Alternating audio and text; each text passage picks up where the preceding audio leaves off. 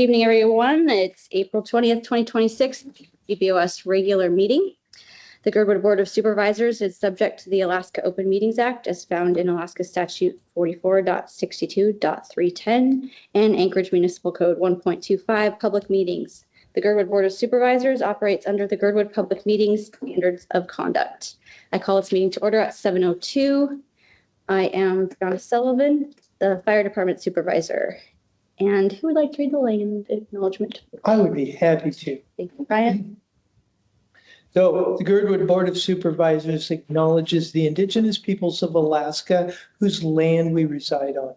The community of Girdwood, situated between the areas known to be Dena'ina and Aluktik homeland, respects the people who were stewards of this land for generations. We commit to the continued stewardship of this land and are grateful to be a part of a wider community that seeks to maintain a sustainable use of Girdwood Valley for present and future peoples.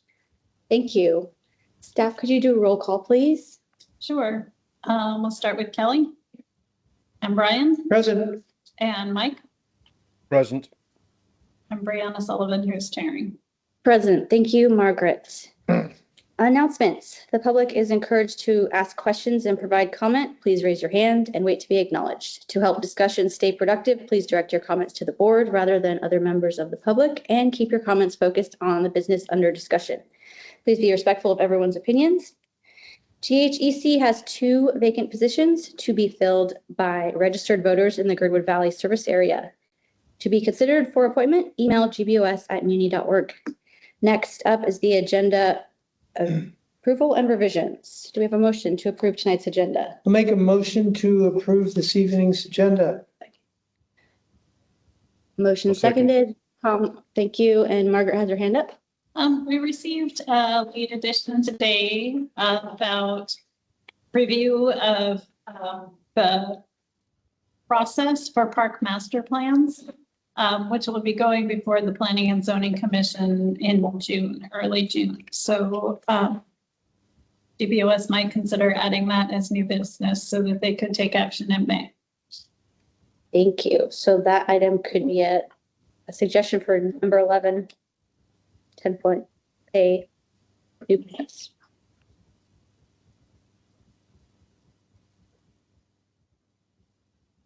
Would you like to move it, Brian, or anyone?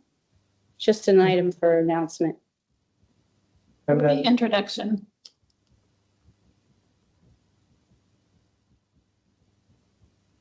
I guess I don't understand what's, So I can say it again. Please. I probably should have been looking. I was looking at this instead.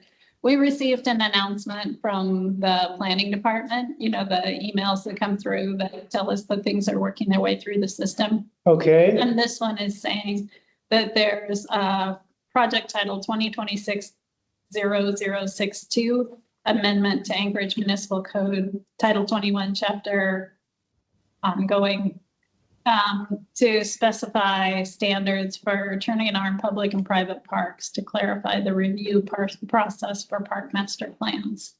So they are going to be discussing it at planning and zoning. And in order for GBOS to make comment on it, you would need to make it new business now in order to have it be old business and stay within the normal cycle. okay, thank you. I move we add this to the agenda. Okay. Moved and I'll seconded to second. amend. Thank you. Thirded. All right. Any other discussion on this item? Now we have the amendment. Approve the amendment by consent. Consent.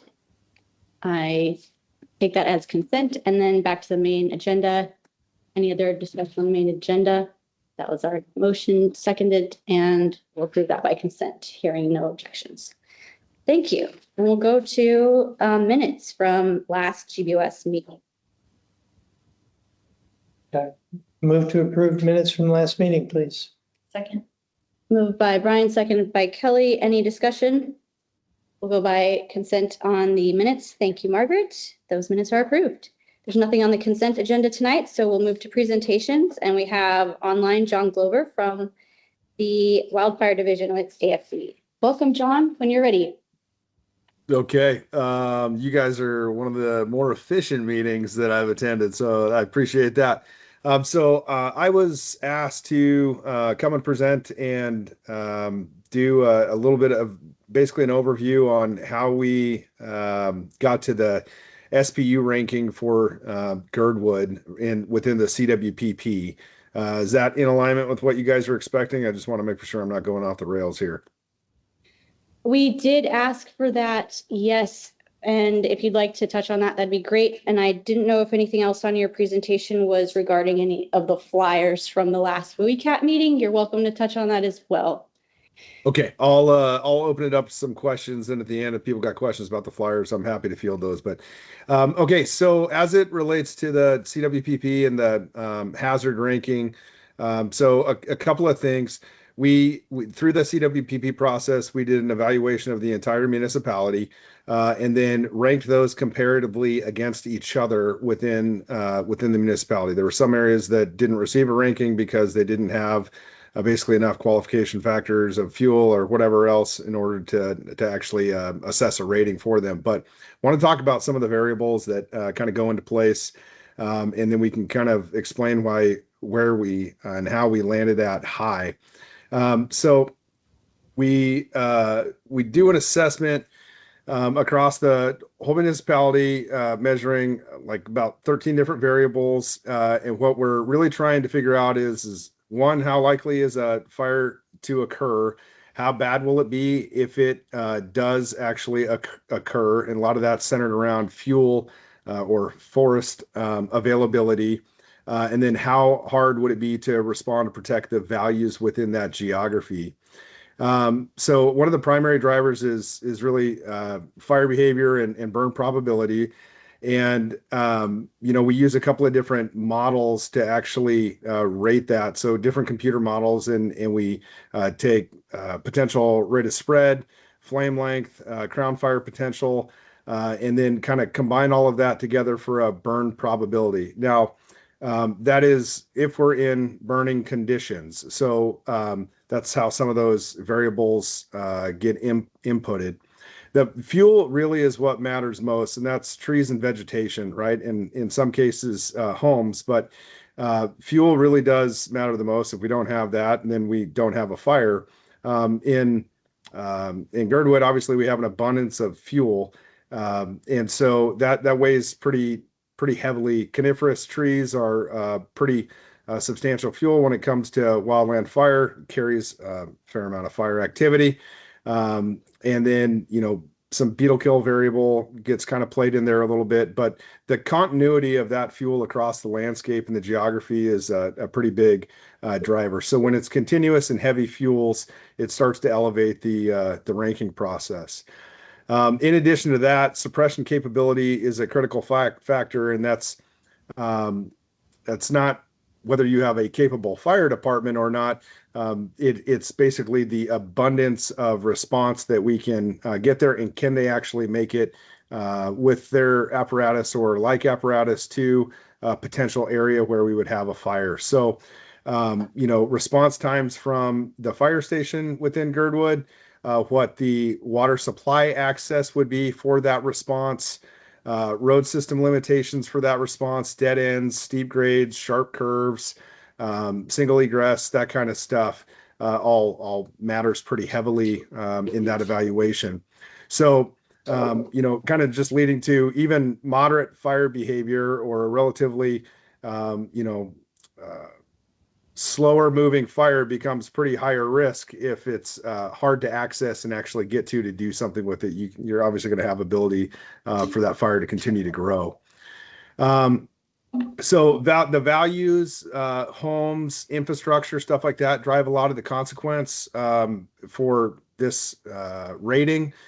So basically structure density with relation to fuel, property value concentration, and then higher density, obviously we get more exposure to ember-driven ignition, and higher potential for loss too if it's kind of nestled within that forested area. Social vulnerability is an evaluation factor for us as well. So basically age of residence, disability, lack of transportation, be able to actually get egressed out of there. It's not weighted as high, but it is a factor in going into our consideration. Ignition patterns matter. We look at where fires have historically started and have potential to start. Areas with higher ignition frequency will usually get a higher rating. And obviously, where we have repeated incidents. So any type of wildland ignition starts to go in as a variable for consideration on what the ignition potential is for that area. And so we take those 19 different variables and score them on a 1 to 5 scale. Like I said, the social vulnerability has a little bit lower weight, but they're really grouped into categories of fire behavior, fuels, suppression, vulnerability, and values at risk. And fuels, fire behavior, and response capability carry the most rate. And then we mash all of that together and get our average, and then basically throw that in and then get our ranking out of it. So like I said, it's relative to other areas in Anchorage, like it's compared against the rest of the municipality in our ranking areas. So like when you see something that's a similar type of geography, sometimes you'll see similar rankings, especially with the housing density and the potential fuel loading within that area. But really, this is a prioritization tool for us, not a prediction of loss type of tool. So I guess I want to really make for sure that we emphasize that. And it helps us drive where we do fuels reduction projects, access improvements, response capability improvements, or maybe some project allocation or road improvements or whatever else to try and get connections through so we have better access and egress for an area. So those are some of the, like I said, the 19 variables that go into it. And really, as we're looking at Girdwood as a whole, it's on the low end of high, I guess, if that makes sense on our scale. There's a couple of variables that are outside of our control with hazardous fuels mapping and stuff like that. As we were doing the assessment across the entirety of the municipality, we did see some discrepancies within some of the most recent hazard fuel data that was used. And so we're actively working on updating some of that information. This is something that every 5 years we go through and we do another assessment. We do an amendment or a rewrite of the CWPP and update to it.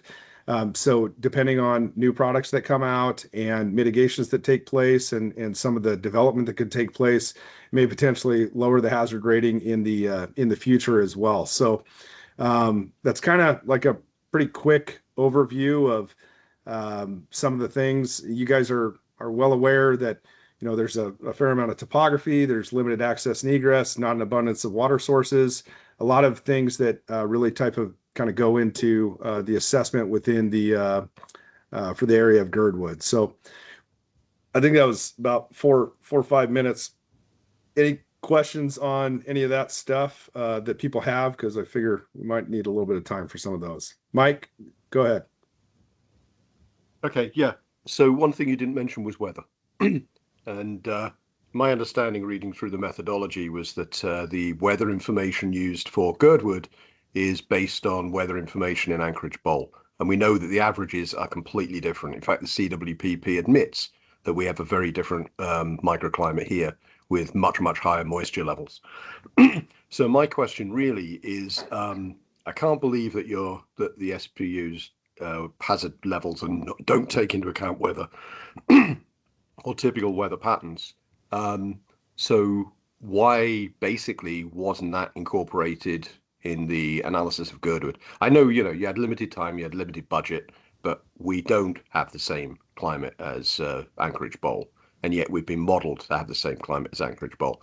Since we were at the low end of high, I'm wondering, ignoring that factor seems like potentially the reason we're in the high category and not another category. It's actually the reason you're in the low end of high. And So you did, we sorry, did. just to clarify, I'm confused then because I checked with Jen Schmidt and she said you did not use Girdwood specific weather. Are you saying it was used? No, what I'm saying is we use the weather for the Anchorage Bowl, and we had a variance for Girdwood as well. And at least to my recollection of it, Jen may correct me if I don't know if she's on the call or whatever, but we had a variance for Girdwood where it was definitely a discussion point with consideration, and to my recollection is what brought it to the low end of high.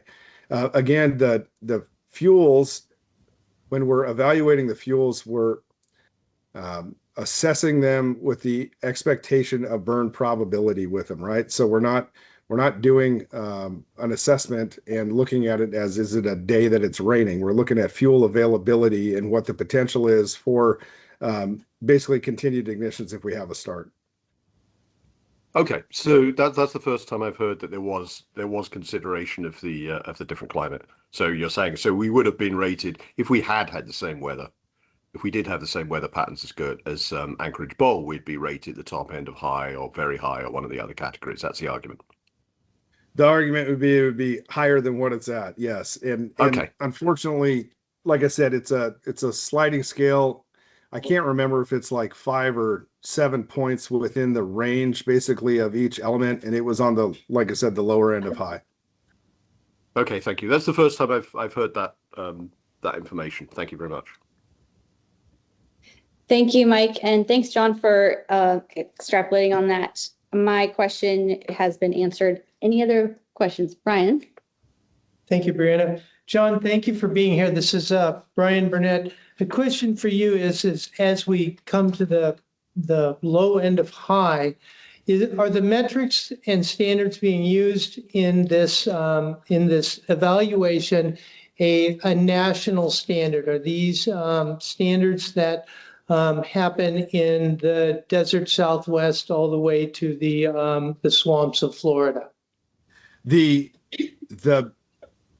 evaluation tools used, some of it is, I'm trying to figure out how to answer this properly. Some of them are models that are a national standard, and some of them are like selected by the municipality or the borough or whoever else is conducting them. So like the fuel models like IFTDIS and different type of ignition models are a national standard. But the variables that were selected for making this assessment, and inclusive of like social vulnerability and things like that, those were selected by the body. Most that was a part of this working group. Now, most of those are pretty standardized, but there is not like a cut and paste. Like a different contractor could choose to use different things for their hazard assessment rating. And I don't mean to be vague, but this is sometimes you'll have a group of non-firefighters that are conducting a CWPP assessment, and they don't necessarily use the same tools. Now, we took our fire chiefs, our suppression jurisdiction, State of Alaska Division of Forestry, their fuels people, their fire management officers, and also Dr. Jen Schmidt and some others as well, and put a working group together to select all of the variables that were used in deriving this model and tried to standardize it off of what the State of Alaska Division of Forestry has used and other CWPPs that they've done across the state. So I hope that's a clear answer for you, but we used our suppression jurisdiction as one of the main resources for defining this, and then smarter people than me, and then experienced people like me to be able to select all the variables that went into this. Yeah, follow up. Yes, follow up. Oh, thank you. That answered most of my questions. The thing is that there is a group of insurers that have no firefighters on their boards that are looking at a high rating. and grouping us with highly flammable areas of, let's say, the Southwest or other places in North America. And our insurance is being based on what's happening down in America versus our relativity to areas of Alaska. So I'm happy to actually speak to a little bit of that. I'm a part of a working group that was picked the people. AWFCG, the Alaska Wildfire Coordination Group, selected members from different various organizations and agencies to be a part of this working group to assess some of that potential with respect to naming different products that agencies are pushing out. And trying to make for sure that we don't bump into any type of misinterpretation of a product or a tool used for assessing basically where we're going to prioritize mitigation work or how we're going to conduct response or something like that. What we have found, and like I said, this is people smarter than me and a group much larger than just Anchorage Fire Department. Within the state of Alaska, we don't have any evidence of someone's rates being increased due to an SPU hazard rating or a CWPP or anything like that. What is often confused is in areas like Oregon and some areas in the Pacific Northwest where they actually have WUI code for their counties, municipalities, or boroughs, where there's a lack of compliance with that muni code or that WUI code, they're seeing rate increases. We don't have a WUI code in here, so we don't have a lack of compliance for it. So we haven't seen any rate increases due to a rating or a product that was produced. I cannot speak to whether insurers are increasing rates because of massive fires like Lahaina or LA or things like that, and just a general scope of rate increase. But we have not, nobody has provided us any actual evidence of a rate being increased due to any type of rating or assessment that was done within any of our suppression agencies within the state. Yes. Thank you. Any other questions? Okay, I have one final one, John. I just wanted to clarify, you said there are 13 variables and then 19 variables. Maybe you just highlighted there are 13 really important ones and then maybe just 4 or 5 main categories, but just for fun, how many variables were there? It's 19. 19. Okay, Yep. That's a lot. Okay. I think that wraps up the presentation. If there's any other questions, Mike has one more. Yeah, sorry. I did have one more question or comment, I guess, really. First of all, again, thank you for coming along. I really appreciate your answer, and I appreciate the additional information about the way the Girdwood's rating was adjusted based on different climate. I think the other big thing that came up in our initial comments that we never really got an answer to was the we've just gone through a sort of community-wide comprehensive plan rewrite, which was approved last year, just over a year ago. One of the things that came out of that was one of the things that the community really values the integration with the forest. So things like the standard techniques, which I know are applied of large areas of defensive space around housing, is kind of exactly the opposite of what the community wants and the community sees the values as. And in some ways, what drives our economy here. So I know you're not the final policy maker, but can you sort of commit that, Girdwood's needs will be taken into account when it comes to mitigation here, and it won't just be one size fits all, and what works on the hillside will just be applied blankly to Girdwood? Absolutely. So, and I appreciate you bringing up the question, Mike. So within the CWPP, you see a fair amount of hazard fuel mitigation recommendations for Girdwood. Those are what, the working group and the contractor assessed as needs for that area. I don't think they're necessarily wrong in any way, shape, or form. I think a lot of them are very, very good.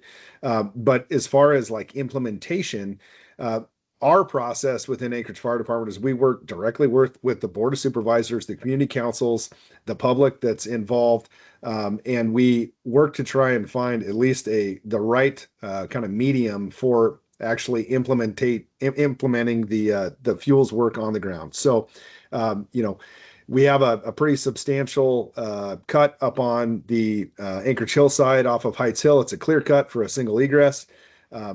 Do I think anybody wants that in Girdwood? No, I do not think anybody wants that in Girdwood. I don't think it would go over too well. So when we get to the phase of actually implementing these fuel breaks, we want to take a real good look at what is actually needed, what the breadth of that is, what the impact of that will be, what the true spec will be, and just what you read within the CWPP is not the finalization of what's going to be conducted on your geography. And to that point, the location either. The intent is what's written in the plan, and what we implement should try and model as closely to that as we can, but we definitely work with all of the people involved and try and make for sure that we make a product that everybody's happy with, that will still serve the purpose that we're driving for, which is a reduction in fuel or fire behavior or protection of a single egress or something along those lines. Thank you. Appreciate that. You're welcome. Thank you very much, Mike, for following up on that question that was in our resolution. Anything else? Okay, thank you again, John, for being here, and we look forward to future conversations. All right, I appreciate it. Please don't hesitate to reach out if you guys have more questions, and happy to present. Thank you. Okay, have a good night. Next on the agenda is the Forest Fair, even though it says it's a new business item, but Karen. Yeah, we thought we'd do it so she doesn't have to wait through the whole meeting. Great. Yeah, I appreciate it.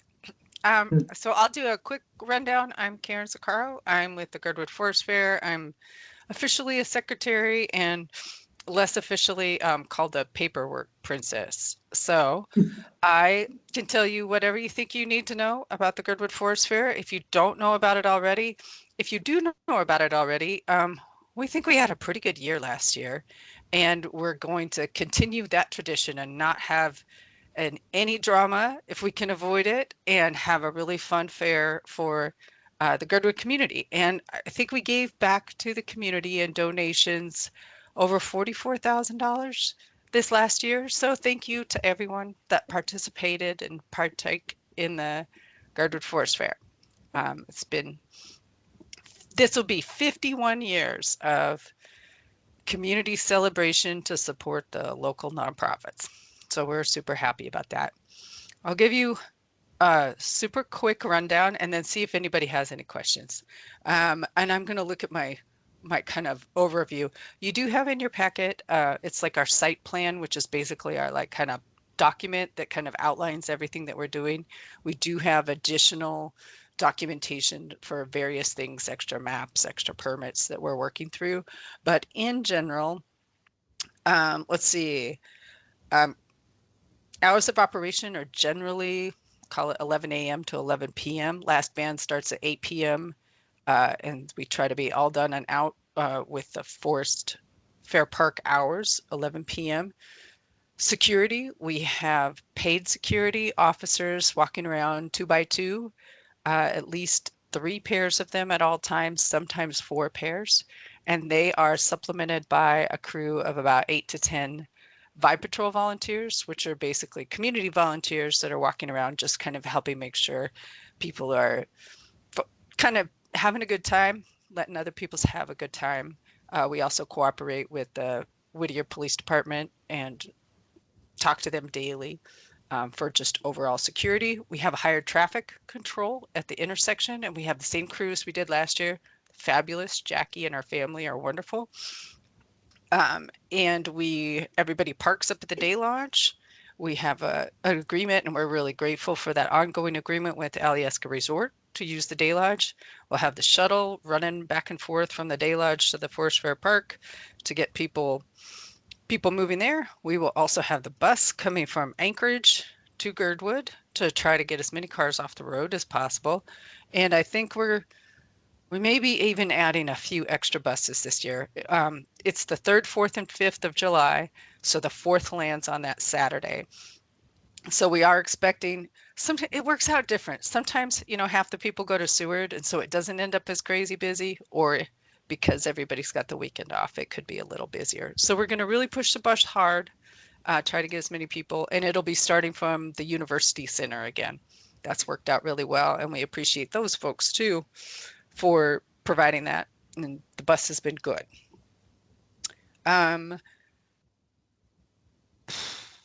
Let's see what else we have potties like we have before. We're going to try to move them around a little bit more this year to get a few more up near where the people are waiting to get on the buses and the shuttles.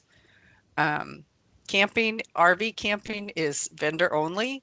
We do not support public RV camping. We do have public tent camping.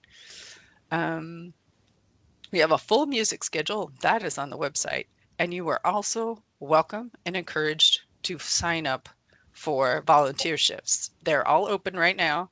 We had our volunteer appreciation party last weekend at the Race Training Center by the Day Lodge, and appreciate everybody that came out for that. And so those signups are open. Some people are really, competitive, if you will, about trying to get their spot. So now's your time if you want to sign up with your friends to go hang out at the t-shirt booth or water station or info booth, whatever it is you like to do.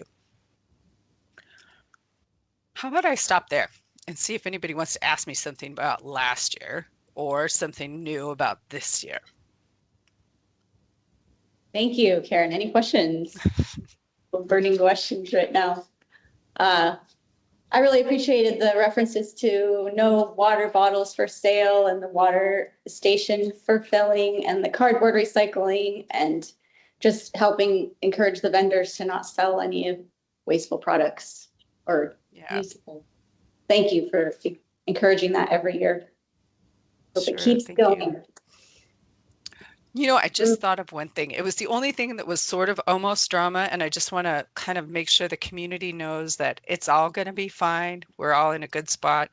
There was a little bit of a kerfuffle with some DOT guys at the beginning of the fair last year about our signs on the highway, and it really all just boiled down to misunderstanding.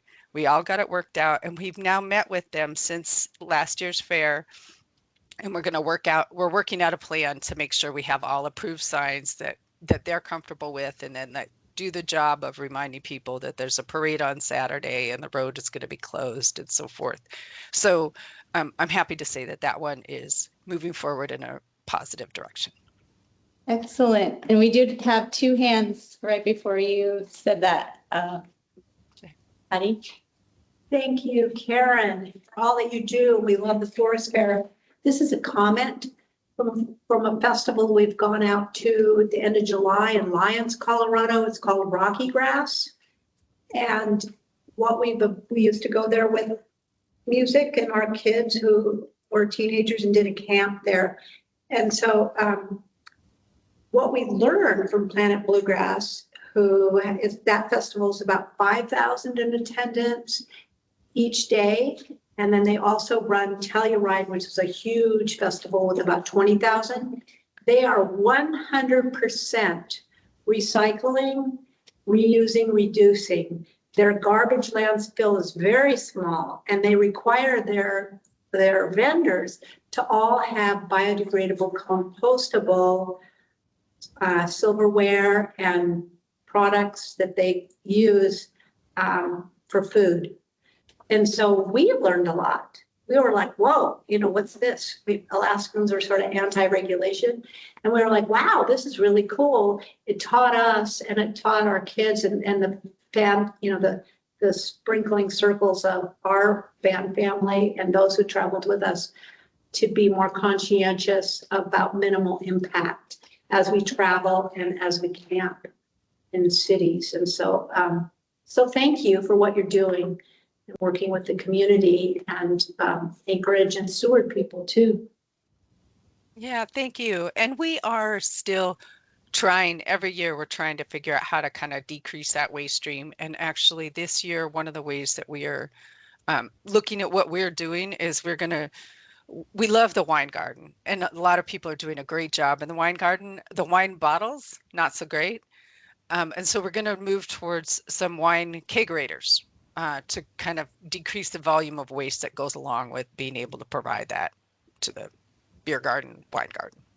So, and we will continue to kind of press our vendors, especially our food vendors, for those compostable products.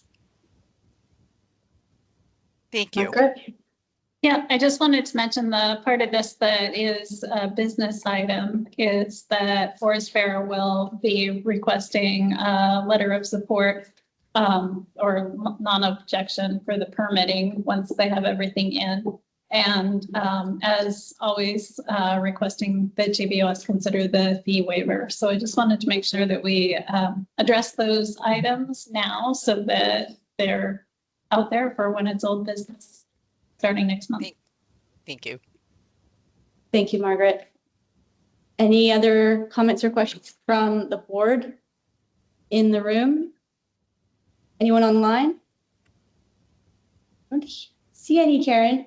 And thank you for all the information in the packet as well. I'm glad you didn't have to stay till the end. Appreciate it. Thank you. Thank you. Have a good night. All right, we're off to reports. Number 1, legislative report is, I didn't look, is Kathy Kiesel or Kai on? Kathy was here. She may come back, but Kai was here too. Hi, Sarah. Here he is. Yep. Kai, good evening. Welcome. Hey, good evening. Thanks for an opportunity to join you, and I appreciate the wildfire discussion we just had. I think that was really valuable to clarify a few areas. Again, Kai Holland, House District 9 representative. Just a few things here to touch on. We're, of course, getting deep into the budgeting process at this point with the operating budget having gone over to the Senate, and they'll begin deliberating that while we'll be receiving the capital budget from them to start looking at in the House at this point. The operating budget, I think you've probably seen in the news, is got a reasonable balance of items in there to begin with. It does have a $1,500 PFD in it, probably higher than it will end up by the time we're done. But it also has money for some inflation proofing of education, and it has full funding for the wildfire defense funding in there, as well as other items. So given the extra revenue we're looking at from the price of oil, the budget is not quite as much of a disaster that we were looking at back in February when we were expecting this to be really difficult. The capital budget will probably be larger this year than previous years, but not by a lot by any comparative measure. But they are going to be trying to prioritize a little more money for school deferred maintenance. And we're looking in both budgets at how to use some of the revenue that's coming in because of the high oil prices to offset the cost of energy for Alaskans. So looking at some the energy funding for some of the different programs, including bulk fuel, as well as energy assistance programs. The couple bill issues going on here, the House Bill 317 I'm working on for right-of-way wildfire mitigation work is still in House Transportation, but that's something that would affect roads like the Crow Creek Road and others where we have a single route going to an isolated residential area, and trying to look at how we can ensure that those roads and right-of-ways are being maintained by the state in a way that will be supportive of making sure wildfire response apparatus can get in and people can get out of those areas. Next door to you, we've got the Whittier land transfer bill for the railroad to the city. That's a pretty big deal for your neighbors over there to be able to finally be able to acquire ownership of the land in the city. So that one has passed the House. It's now in the Senate. I'll be working with the Senate to hopefully see that that is passed soon.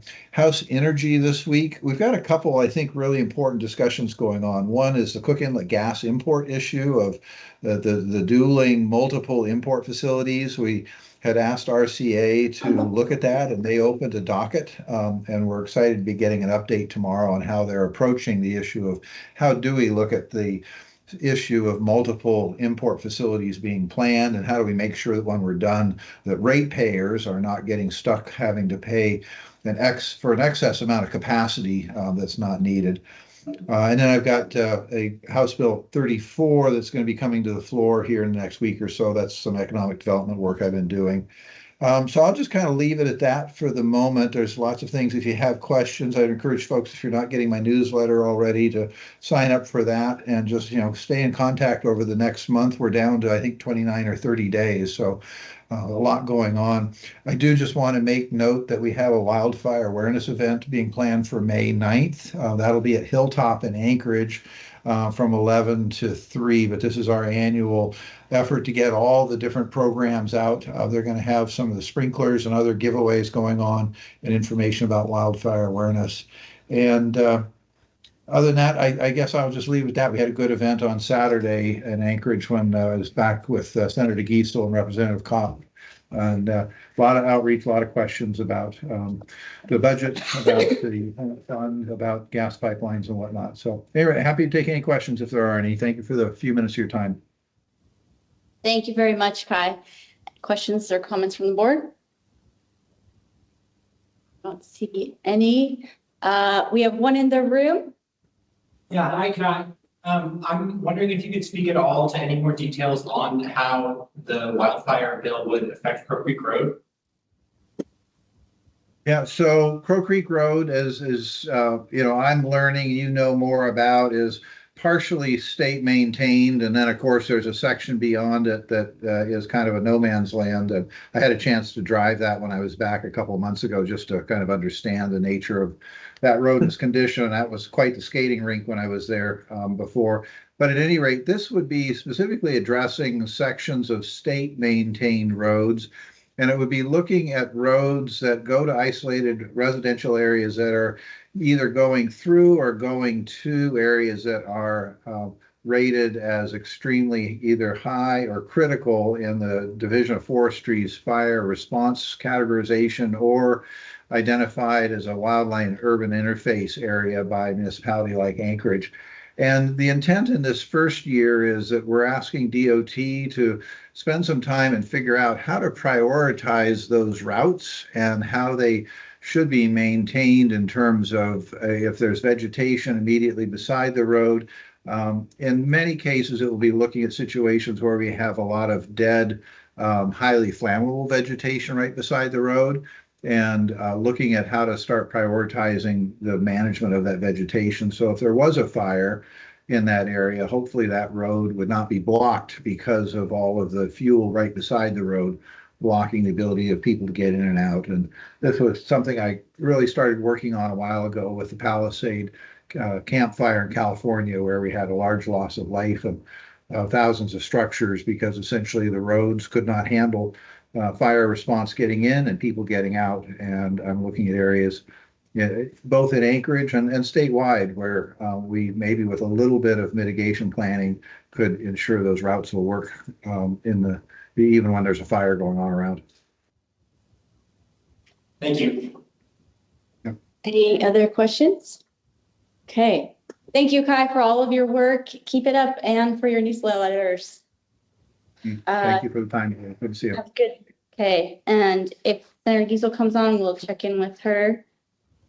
Next up is Assembly members. Is Zach Johnson online? Yep, I'm here. Zach is here. Good evening. Welcome. Yeah, thank you. I don't think I have a lot of Girdwood specific stuff, so I'll just kind of hit a few highlights from recent and upcoming Assembly business, and then always happy to answer questions. First, I'll note that at our last Assembly meeting, we approved a resolution relating to, or I guess I would say requesting the administration to investigate the possibility of creating a new wildfire interface service area. You guys had John Glover here earlier. This would be a potential funding mechanism we could use in future years to help pay for the work they're doing and possibly even expand some of it. How we would do this, what it would look like is a fairly complex question. So I'm not sure what the end result of this exercise will be, but if we did determine that that looked like it was feasible, the soonest we might see some action would be next year, because it would require a ballot measure for the creation of a new service area. And what that service area would look like, what the boundaries would be, how we set mill rates, those are all questions to be decided, but we're asking the administration to look into it. Also note, relating to the AFD Wildfire Division, Assembly first quarter budget revisions are coming up at our meeting on the 28th, and the mayor's proposed Revised budget does include operationalizing the AFD wildfire division. As I think a lot of you know, that's been a priority of mine for a while, so I'm really happy to see us taking that step. Basically moves the division within AFD, and one of the largest benefits for that is that it sort of creates the presumption that the division will continue to operate in future years. Now, after the grant expires in 2027, we still have the funding question to answer, but I think this is a very valuable and substantive step. Let's see. We also have coming up at the Assembly meeting on the 28th, a proposed ordinance that would require full-time positions to be included and approved in the annual operating budget.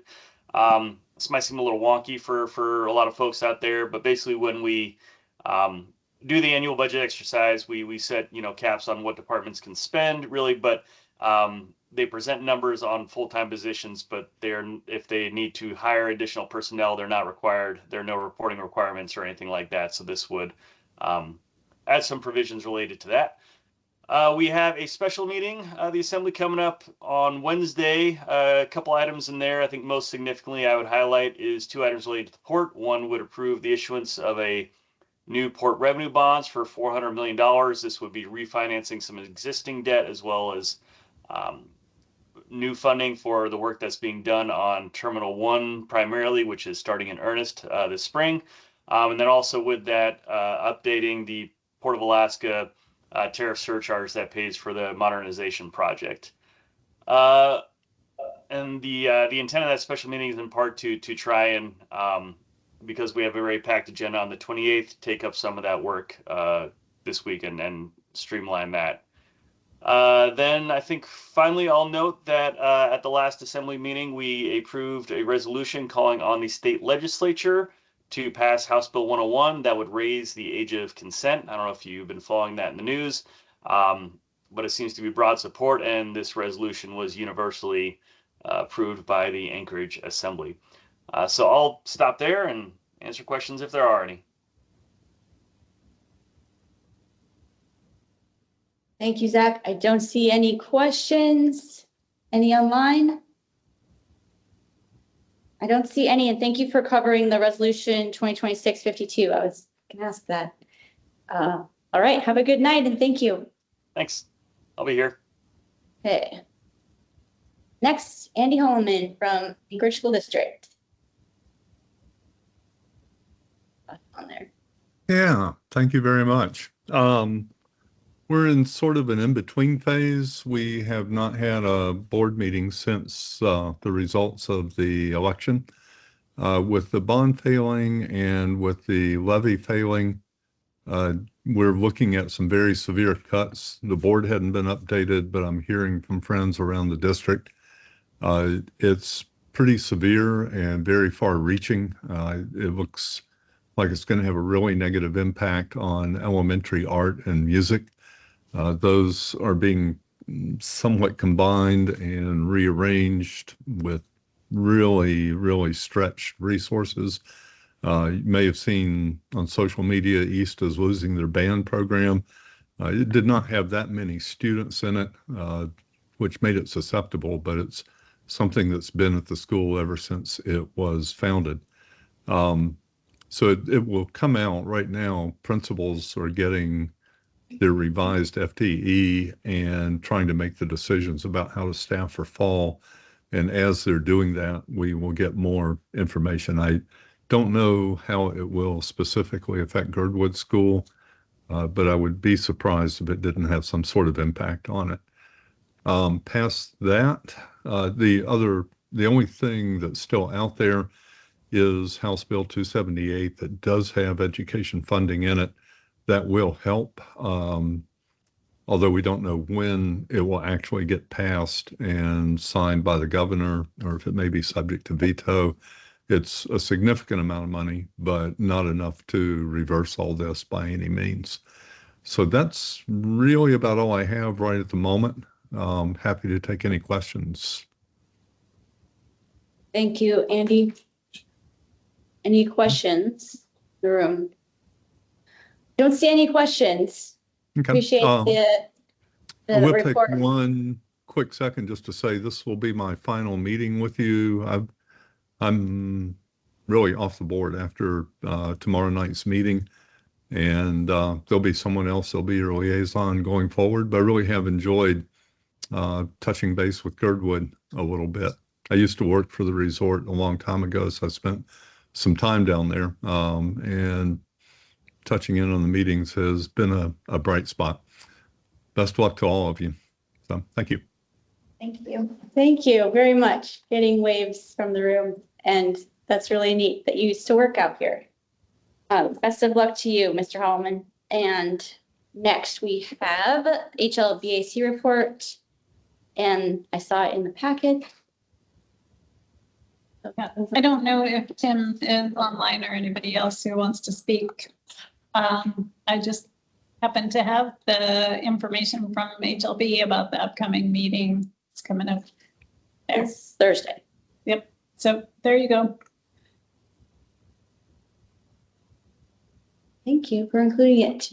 Anyone has questions, look in the packet, and remember to sign up the day before if you'd like to participate. Next, we have committee updates. Items not on the agenda, but of interest to the community. Is anyone in the room or online for committee update? Okay, go for it. Hi, Brooks Chandler. Just an update from the Housing and Economic Committee. We have considered over a couple of months whether or not to recommend to this board that the land use code be changed in order to permit construction of what's called now in the Anchorage Code relocatable dwelling units, but which are more commonly known as trailers. Within Girdwood Valley, it's not currently allowed as a form of residential housing. And we've kind of completed our work and passed it on to the Land Use Committee. And so this is more of a heads up to this board that once they've done their process, it'll probably be coming forward to you for consideration. That'll probably be in 3 months from now. So that's the update from our committee. Are you guys suggesting that we do allow that, or that? Oh, yeah, as to what our recommendation is, it's actually subject to additional public input, from the Land Use Committee, but the process in our committee, we decided that yes,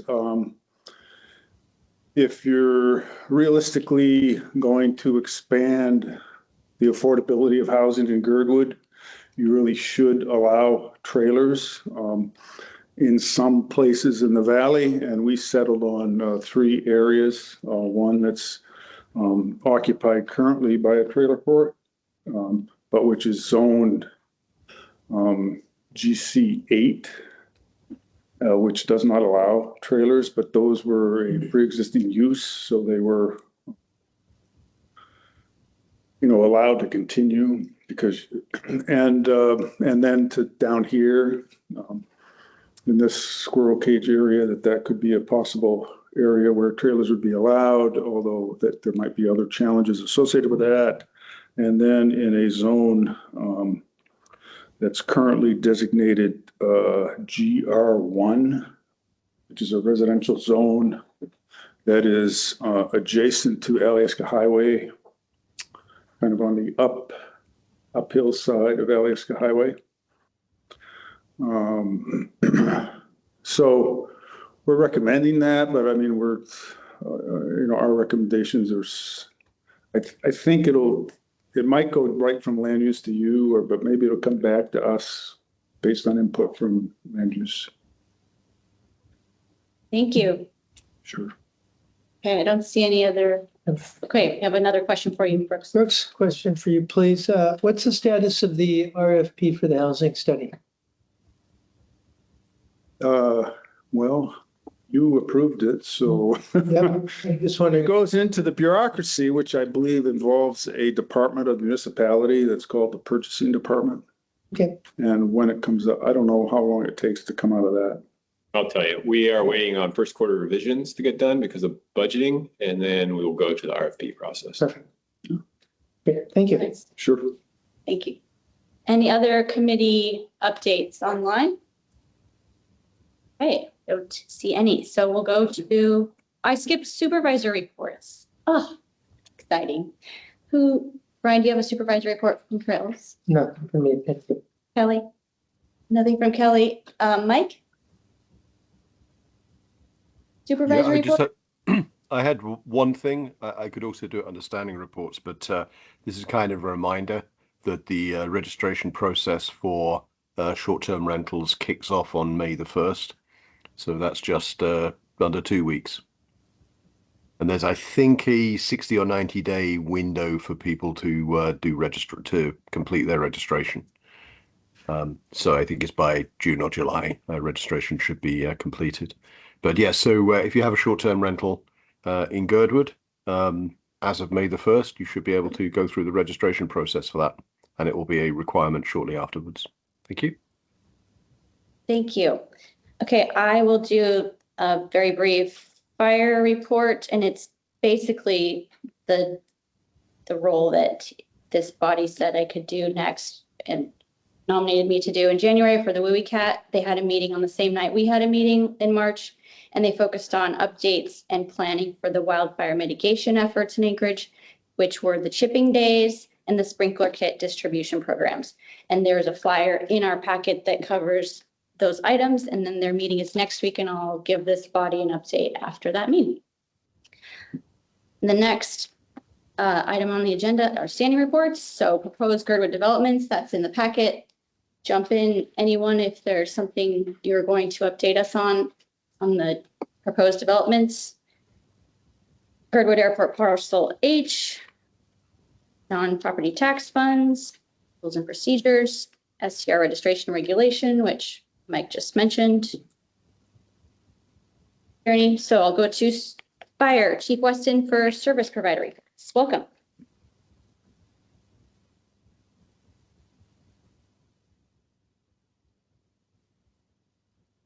Hi there. Ahead of this, I just want to remind everybody as we're headed into fire season, Ready, Set, Go is now is moving through the legislature as the Alaska standard for evacuations across Alaska. So just a reminder that ready means there's a wildfire in your area or some type of emergency in your area. A set means that's when you're supposed to be planning to leave. And then additionally, some people can also leave during set. So it's really up to you. And then go as when you go. So just a reminder of that. And then Brianna mentioned the WUI Cats working with the Anchorage Wildfire Division on having sprinklers coming up and also chipping days. Nothing is going to be just like you get that service. You have to also jump through some hoops to show preparedness. And so one of those things you can do now, while we still have a lot of snow and mud on the ground, is to sign up for Smart 911. And to do that, you can text very easily Anchorage to 67283, and that will get you signed up to be getting emergency notifications. And so that's going to be one of the things that they're going to have as a being able to do chipping or getting sprinklers. So that's something we can do today and get one of those things off the to-do list. Additionally, we are going to start doing wildfire assessments in Girdwood, and we're not quite there yet, obviously, but we will. And I did go to both the National Wildfire Interface Conference this year and also the Western Fire Chiefs Conference, where I learned what other communities are doing. And I think traditionally we focused on wildfire defensible space and looked at large, sort of your whole parcel.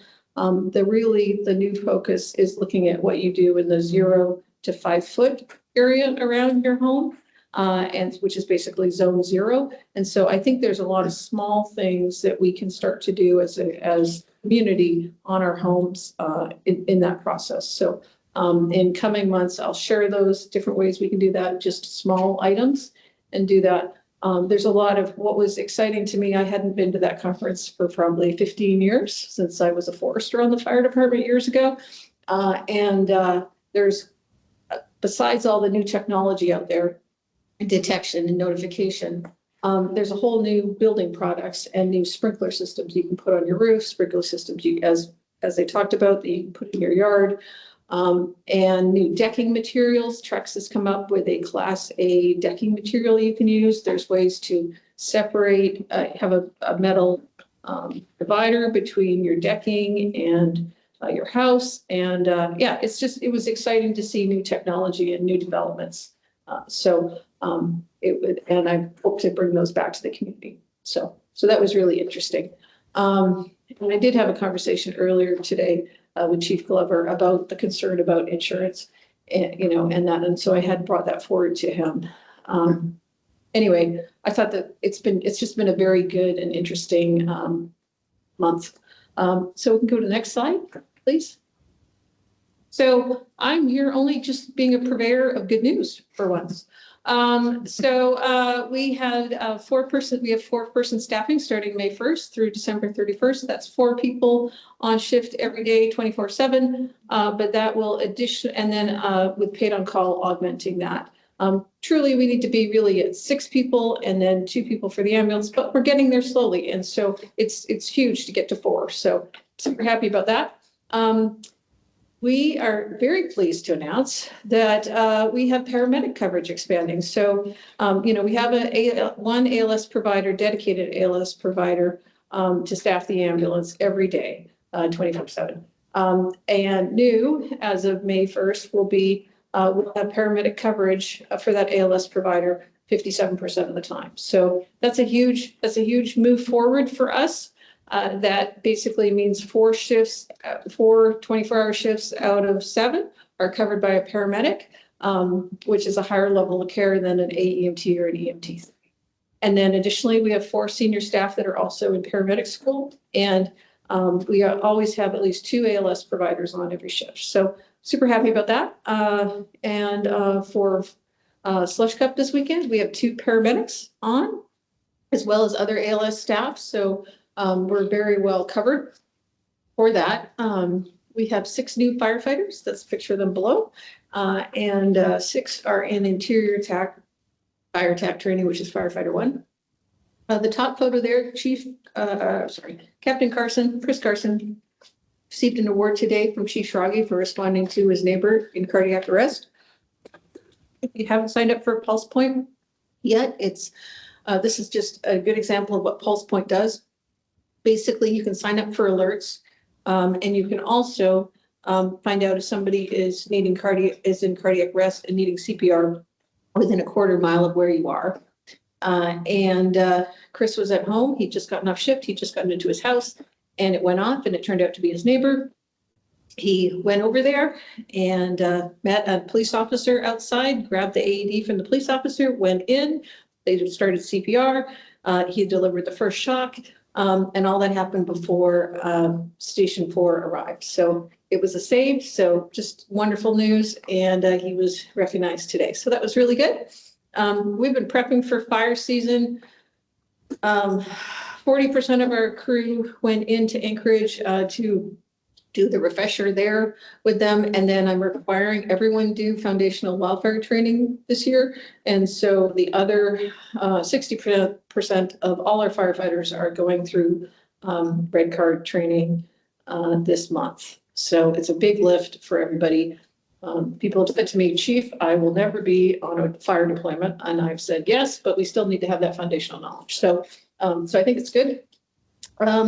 We are continued to be down to 1 medic unit. Our 1 medic unit had a problem and had a mechanical after it was, it had a body shop issue. And so we've been in a reserve. We were in our second in a reserve. The reserve broke down on the highway the other day.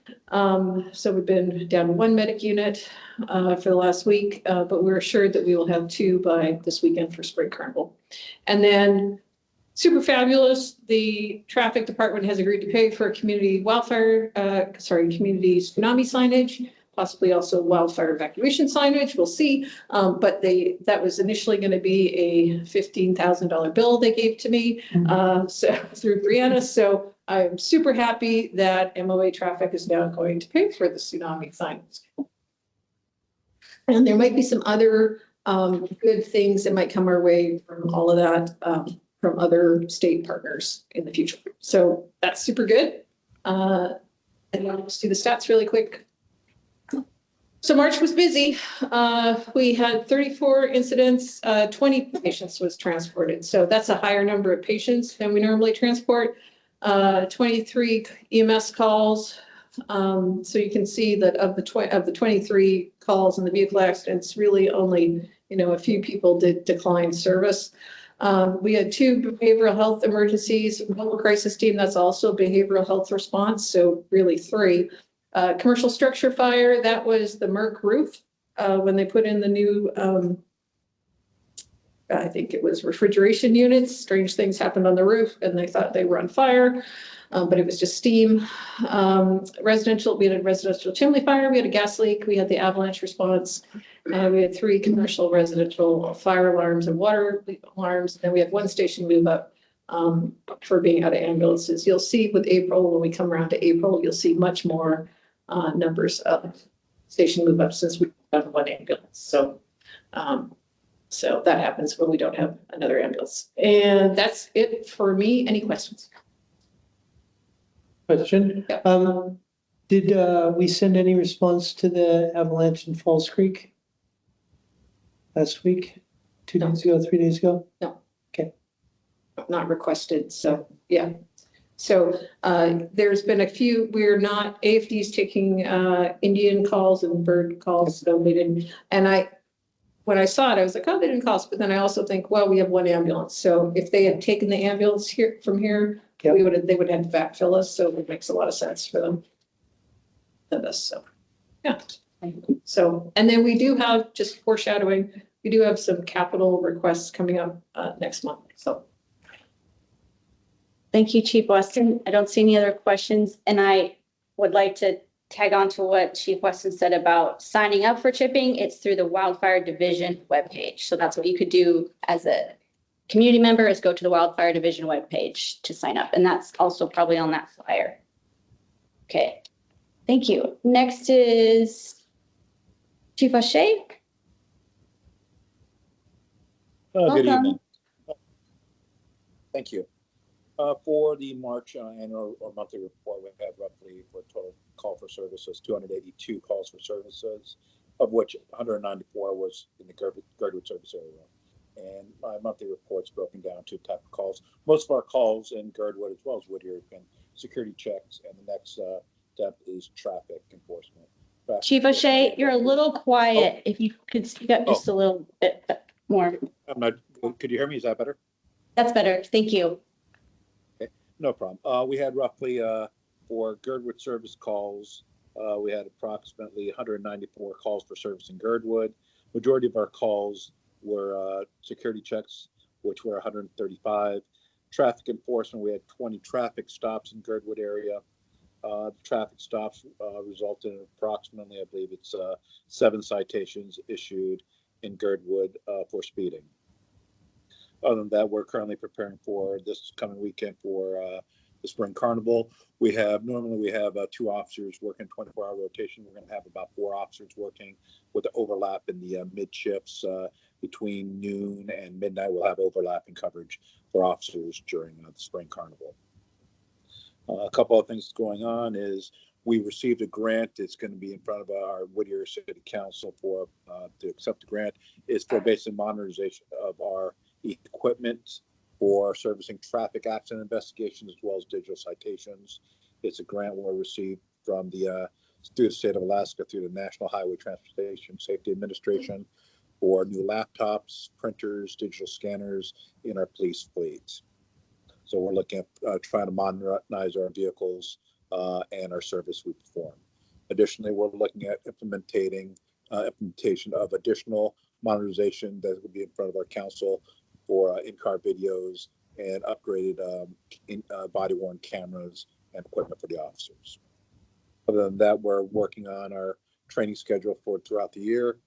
In May, we have hired 1 of our 2 vacancies for a police officer position. It's the first time since I've been here that we've hired a recruit officer. The officer will be attending the Police Academy in Fairbanks, Alaska, through the University of Alaska Fairbanks system. The academy is approximately 4 months long. After completion of the academy, he'll be going through formalized field training, which will take approximately 3 months. So we're looking forward to him starting and working Whittier as well as Girdwood after completion of his academy. Other than that, we have other trainings coming up for officers throughout the year, including field training officers, certifications, and basic supervisor certifications. Other than that, if anyone has any questions, I'll be more than happy to answer them. Thank you. Thank you, Chief O'Shea, and thank you for the report in the packet. Any questions? I don't see any in the room or online. So looking forward to extra work this weekend. Next up, Kyle. Yep, give reports for Parks and Roads at what parks. The spring is almost here. It's not officially a feel yet, but we're getting there. It's getting warmer. And so we're starting to see the meadows really loosen up. And we are strongly suggesting that people stay out of Moose Meadows at this time. And the upper meadows with the overflow, we really recommend being very cautious out there as that overflow is starting to soften pretty hard. The 5K is still skiing well, and we may have another night of freezing here, but starting quickly with the rest of this week, looks like we're gonna have overnight temperatures are gonna be warm as some warm systems move in into the weekend. So it's your chance to get out there. We're trying to get some Nordic skiing in. Grooming for the most part is done for the season. There may be one or two on the 5K, but the meadows are done. And we want to thank our groomers, our volunteers who've been out there all winter trying to make it work. It was a hard winter to get everything fully groomed, but they've done a great job of doing what they can with what they've been provided by Mother Nature. So thank you to our volunteers. It's a product that gets done every year by those who are really dedicated towards it. As always, this time of year is a great reminder to please pick up your dog waste. As I have well known, being all over town, there is quite a bit of dog waste just scattered about. And so if you're out walking your dog, please take your time to do that. It's a tough thing to deal with this time of year. And then we're excited to welcome back Luke and John. You'll see them out and about, especially in the mornings as they're doing rounds for garbage pickup and things like that, but they are with us now for, I think, our 4th season, and they just jumped right back into it today, and we're off and running. So they'll be our seasonal park caretakers out there working throughout the parks, and then also helping at times with some of the road projects as well. So we're really excited to have those two back. We are still currently recruiting for a campground position, campground host position. So if you know anybody who's looking to have a place to park this summer and wants to volunteer in the park by being a campground host, send them our way. We have an application they can complete. We have a few, but we're still taking additional applications until we get a chance to review all of them. So if anybody's out there looking for a place this summer, we have opportunity. And then Trails Committee will be working shortly on getting the new summer map up out there as the season allows. And so that'll be coming along. And then Trails Committee has been doing a lot of great work. We're getting ready for trail projects starting this summer. We'll have volunteer nights. So if anybody's interested in coming out, we will make sure to advertise that here through GUS and online so people are aware of it, what's going on now.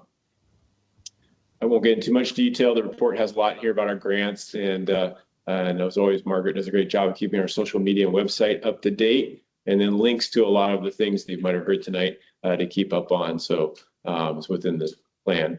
The road status, I'm proud to announce the polar vortex is over, and we're moving into more of a traditional breakup. The transition to breakup has been nice this year because we haven't had a rapid breakup and we haven't had a big rainstorm that's come in. So we've been able to stay ahead on the thawing. Today we were thawing again. We basically thawed through the weekend, and just trying to get the main area problems taken care of.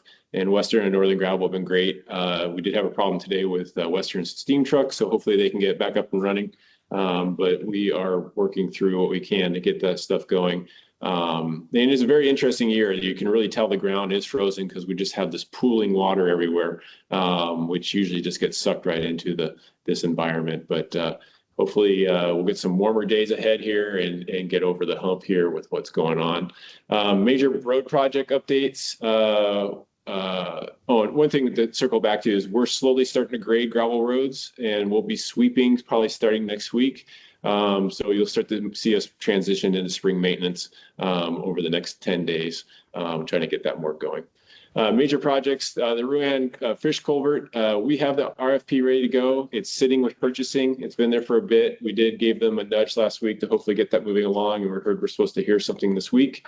So hopefully we get that out on the street for design, and then we get that design done this summer and be ready to bid next.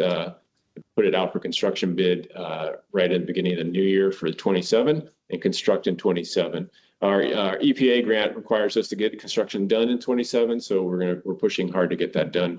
We just need for purchasing to get the RFP out on the street, which will hopefully be here in the next couple of days. The Winter Creek Trail Bridge, the bid had, as I told you at the last meeting, the bid's been open. We had 4 bids, 2 of them right near the engineer estimate. And in the end, the bid was awarded to Spurnack and Sons out of Anchorage, and who are very familiar. They worked with the municipality for many years doing construction. And they're actually already were lined up to do the Lions Club Pavilion over here, which they're going to do in May. And so the assembly last Tuesday approved their award. And so MOA Purchasing now is working on getting a contract secured with them and signed. And once the contract is established, then we will have a pre-construction meeting with them and get the calendar figured out and then get the project going. So we'll know more about that probably in the coming weeks as to when things will get going and they can start their procurement process of buying the materials for the bridge. And then the road maintenance contract. We have extended the current contract with Western for another 90 days. It was supposed to expire next week.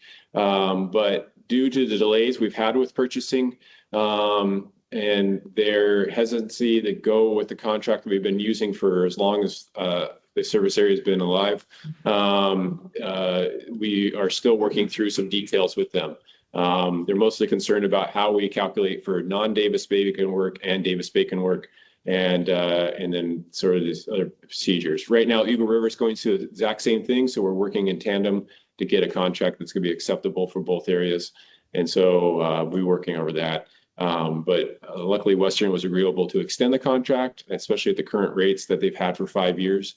And so they're anxious to get that rebid like everybody else so they can get more current rates that are more towards expenses towards today. But we appreciate their ability to work with us and keep that going. So as you can see, we have a common theme. We're really stuck in purchasing right now on a lot of things. So we're trying to push through to get those things completed. But we'll be hopefully bidding that contract in the next month or 60 days. Expenses, we're right where we are in the report, which is unique. I've added in the expenses for the additional contracted steam thawing with Northern Gravel. So, we have a special truck that we steam thaw, and I use them in tandem with Western. Some days I'll have 2 trucks running around town. So you can just see the expenses that we've had with them so far. We don't have the April one yet, but I did request a mid-April billing because we did quite a bit of work with them last week. And they're quite expensive. They're $500 an hour. So we have to be diligent about when we use them. But times when they really needed to be here. So overall, right now, we're right where we need to be for expenses for this time of year. And you can see the different departments here. Parks is always very light. We're really starting to pick up business now that we're moving into summer.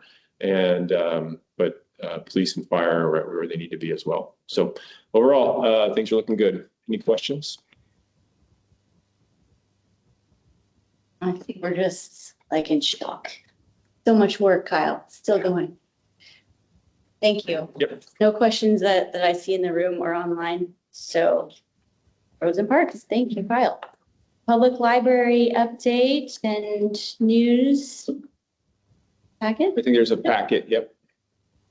Thank you. Okay, moving on to public comment. Persons offering public comment must state their full name and address. Public comment is limited to 3 minutes per person and must be on subjects not listed on the agenda. Any public comment tonight? Great. Come forward. We have one in the room.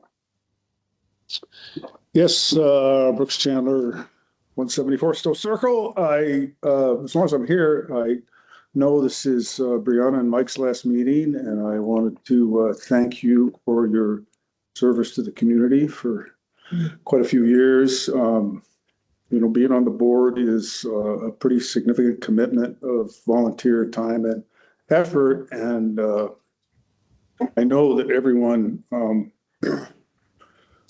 whether they always agree with the people that are on the board or whatever, the framework is always the same, which is what is in the best interest of the community. And I know both of you have always hewed to that concept, and I appreciate the fact that you were willing to step up and spend this much time on behalf of all of us that live here. So thank you. And as long as I'm at it, I will thank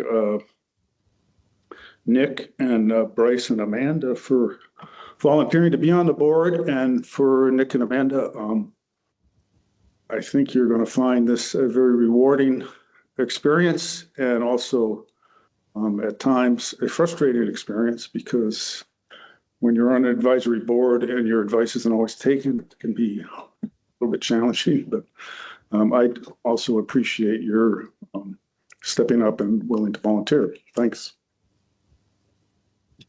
Crystal, go ahead. Hi, good evening. I just wanted to say very quickly and echo what Brooke said, is a thank you to Brianna and Mike for your many, many years of service to the community. And it's going to be very interesting not having you guys on the board. I feel like I haven't experienced it in some cases. So thank you again. And also another very quick update that the new Little Bears Playhouse has received its conditional certificate of occupancy. So it's a huge step forward on that effort, and super excited to see the landscaping and fencing be completed later this summer, with a potential grand opening or open house, in July. So look forward to sharing more information about that. Thank you so much.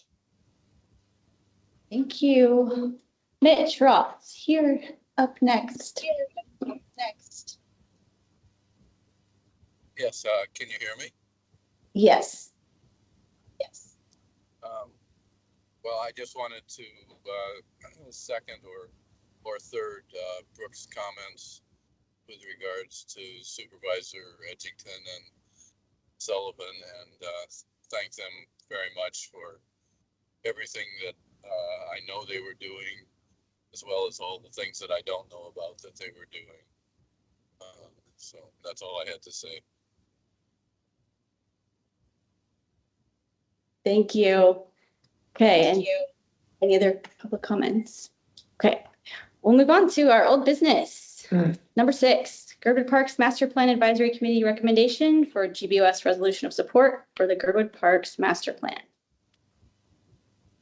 I'll start with this, and have Bree and Peyton here from Huddle, but we are to the point where we are going to be moving the plan forward for approval, and that means going to P&Z. And we've been through quite a bit of a public process to get to this point, and tonight we're here to seek the board's support for this plan. The advisory committee, who we've been working with closely, also sent a recommendation to GBOS for the support of the plan, and we feel it's a very good plan. It's gone through a great process. We've had a lot of good debate on different issues, but it gives a great 10 to 15 year objective of what we can do with our parks and how we can expand our park lands within Girdwood. It really puts a work plan in front of us that is aggressive and ambitious, but realistic, I think, at the same time. So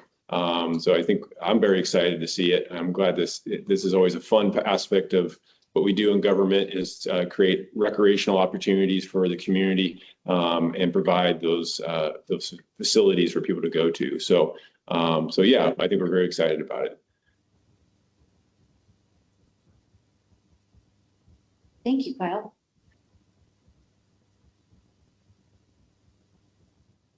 think Bree has microphone up. Yes. Yeah, can you hear me now? All right. Like Kyle said, I'm Bree Kiefer. I'm a landscape architect with Huddle. I'm here with my colleague Peyton Johnson. So we were at your last meeting and we, went over the plan document. That was during the public comment period. That public comment period wrapped up at the beginning of April. So since then, we've been working with Kyle and Margaret to review all the comments. We had our 4th advisory committee meeting. Just thank you again to all those volunteers. We ran through them. And really talked about what changes we should make to the plan itself. So part of your packet includes a memo that outlines all of those proposed changes from the original version. And I can share my screen real quick. And I'll just run through the changes at a high level so that people can see what those are. Just again, Girdwood Park Master Plan. So it's girdwoodparksplan.com for those of you who maybe are less familiar with the project. It's a great place to learn more. Here I have the memo that's part of the packet, and I'm also going to pull up a copy of the plan here on the right. And I'll just high level touch on some of the changes we're going to make for the final version that we're seeking a resolution of support on, and then that would be submitted, like Kyle said, to Planning and Zoning Commission this next week for a public hearing at the beginning of June. So while the packet has several items, I believe we have 28 changes. They range from kind of big picture changes to small typos or things in maps. So I won't go over those, but I will go over kind of the big picture items. So for Moose Meadow Park, I'll jump over here to that map. There was a recommendation to add language about exploring possibilities of a land swap with DOT related to some trails that overlap the airport area. And while actually I will say that specific area is not shown on this map, this area really focuses on the Arlberg parking lot area and the soccer field. We will add language to the narrative that creates that possibility so that the community can pursue that, and it's backed up by the plan. For Girdwood Park, I'll jump to that map here. So here's the Alyeska Highway, Egloff Drive. We have the fire station down here. We did show a potential volleyball court between the existing building here and the tennis courts once Little Bears leaves. We had some feedback that, maybe that use wouldn't be as highly used as others. And throughout the process, we didn't get a lot of feedback that people were interested in volleyball. So we do plan to remove that. We received feedback to create potential space for additional pickleball courts. Right now we're showing them in Lions Club Park. So we're going to show a backup location that's on these upper parcels. And, once design is further explored and geotech is done and all that, there may be circumstances on site that make a different site possible. So we are going to show a backup pickleball spot and the opportunity for more courts. Pump tracks, we're going to try to add some more clarity in the narrative related to all the pump track options we've shown in this and their pros and cons so that a user group can pursue which location might make the most sense. For Forest Fair Park area, we're going to call it the opportunity to explore future play equipment or exercise stations and ensuring that it wouldn't interfere with any Forest Fair activities. Glacier Creek Park, that's the area that would be south of the library. It would be a new park in a sense, although I know a lot of people walk the trails in that area and it's used as parkland in that aspect. We will add clarity in the narrative that this layout is very conceptual and that it will need further design changes. Some of the other major changes that I just want to touch on relate to the future parkland. The advisory committee after reviewing the comments, suggested we expand this dotted line here. So this dotted line starts north of the airport and includes future potential mountain bike areas that were from the trails plan. Extend that and make sure we're encapsulating Four Corners. And what that dotted line represents is land that is currently managed by HLB, and we're highlighting it as an opportunity to explore either land transfer to Girdwood Parks or some type of management agreement, since it really functions as a recreation area. Additionally, there was a request to be more explicit about a future opportunity in the Mine Roads area, so exploring potential DOT properties as an area to create a pocket park for that neighborhood.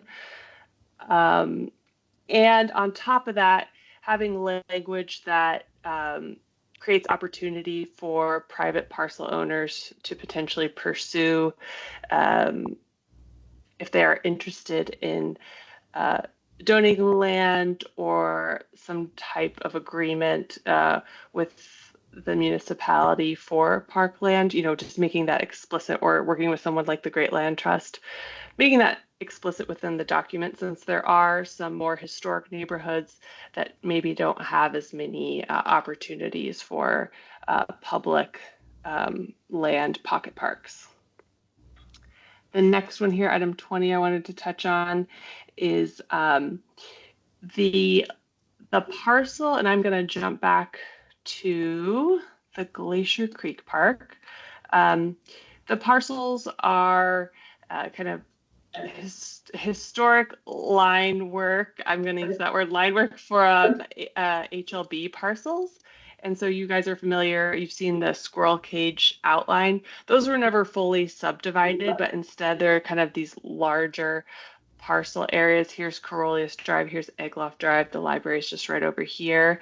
What we're proposing is that park facilities extend on a portion of one of those parcels related to potential flood hazards. So really kind of the areas that are within the 500-year floodplain would be proposed disc golf areas. We want to make sure that's clear on the map. And one of the reasons that was brought up is that the current adopted land use plan that's part of the Girdwood Comprehensive Plan shows this entire parcel, so this red dashed line, as potentially as mixed use. So just making sure the community is on board with identifying park facilities within that larger mixed use HLB parcel. And that's based on, that suggestions based on things we heard throughout the process, but we just wanted to make sure that was an explicit adjustment within this list of changes. And then the other ones, like I said, are more minor, but we did want to kind of recap that list to everybody tonight. Any questions? I don't see any questions in the room, Bree, and if anyone's online with a question. I do have a question. Okay, we have a question in the room, Bree. Hi, Bree. This is Patty Faulkner Hamry, 966 Alpine Meadows, Parks Advisory Committee. When you present this to the Planning and Zoning Committee, can you make sure that the map on page 58 goes as far north as Four Corners, so that the zoning committee can see the perspective of the Winter Creek Trail, the proposed Mitten Loop Trail, the Forest Loop Trail, the proposed Rim Trail from the Trails Plan, and your dotted line in perspective with, or the expanded dotted line in perspective with the northern boundary of where the Winter Creek Trail comes to Four Corners. So there's a lot of things I just said there. Basically, just move the map on page 58 north in the valley so that the people looking at the map can have perspective with what the Trails Committee and the long-term plan of the consensus and the people that live in the valley It was quite a long process. There's a lot of consensus for that. And so I know also other managers are talking about the long trail and how that comes in with the proposed new bridge, the suspension bridge. So to give them, the zoning and planning people, a little bit of a broader vision of the long range look of the valley and the planning of the valley. So that's a comment. It's also a question for you. As you go forward, we will help you advocate, and we are thankful for this process and that we had a voice in the community in the process.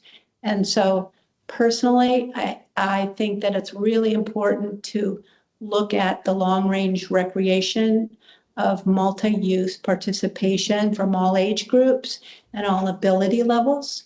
And we're really grateful. Thank you. Thank you, Patty. Yeah, we can make that adjustment towards that Four Corners area, and we'll take a look at the trails plan and make sure that it's aligned with those areas you were talking about. Mike, go ahead. I just wanted to say, sorry, I just wanted to say thank you for all the work that went into this, both from the community, from our from staff, and from contractors. I really, I think it's a great plan, and I like the additional changes as well that are coming that you've listed in the memo and came from the comments. I do have just a practical question. If we're going ahead tonight and approving this, are we approving it conditional on those changes in the memos being made? I guess that's a question for staff or for Brian. Yes, we are. This evening, we will be looking for approval from the board of the plan and the comments that have been submitted tonight by Huddle.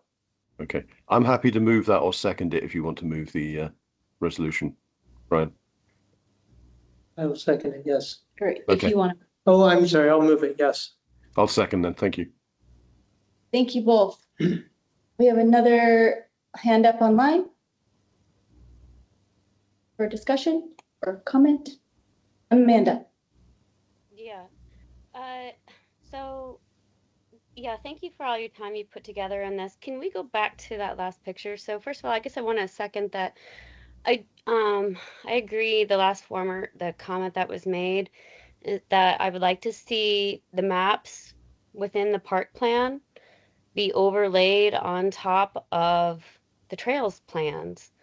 When we have all these separate plans throughout our valley that, hold some sort of jurisdiction, when they're not referenced in these others plans, we lose our reference and I think our long-term goal gets lost. I think it's critical to anybody who's reading this plan that you should be able to see the other plans that have just as much weight in this community as this plan.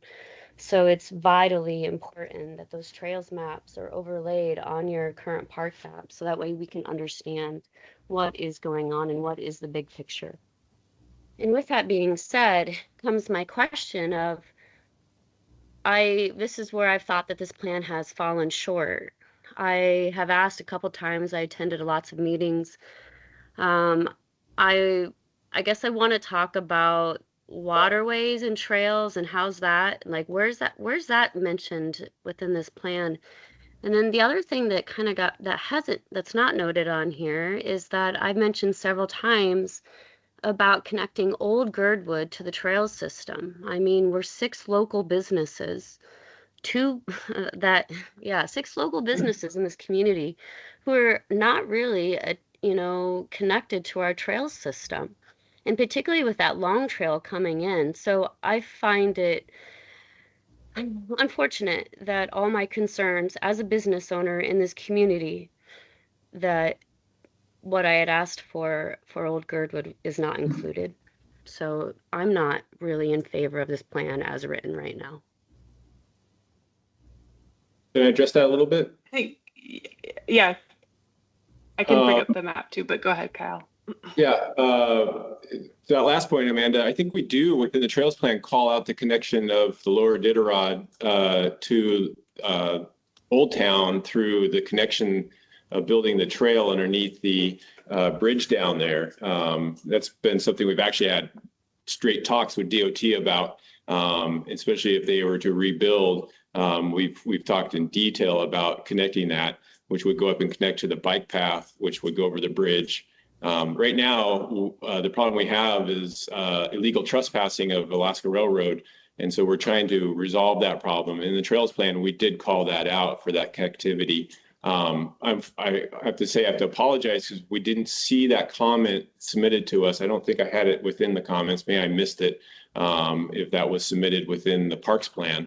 But we do recognize it within the trails plan to have that connectivity there to Old Town and get that improvement. Thank you, Kyle.